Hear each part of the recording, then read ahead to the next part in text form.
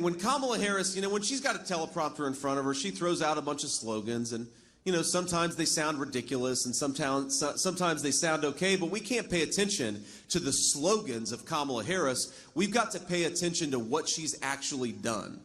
And what Kamala Harris has actually done is that she came into office and bragged about undoing Donald Trump's successful border policies. She came into office and said that she was going to go to war on American energy, and that's exactly what Kamala Harris did, and that's one of the biggest reasons why we can't afford groceries and why our citizens can't afford to buy a nice home. She came into office and said she cast a tie-breaking vote on trillions of dollars of new spending.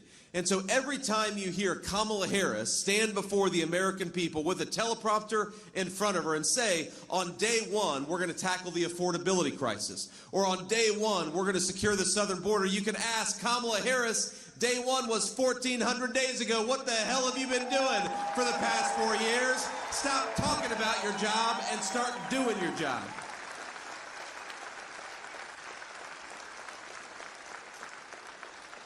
But as much as she pretends and as much as she's got these slogans about how she's going to somehow do something in the next 4 years that she hasn't done while she's actually been the sitting vice president, again, she gives us the gift of going out there and giving interviews.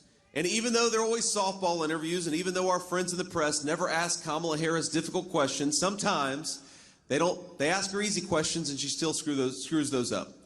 And the definition, of a Kamala Harris gaffe is when she accidentally tells the truth, because sometimes she does do that. And a couple weeks ago, I don't know if you saw this, but she gave an interview with The View.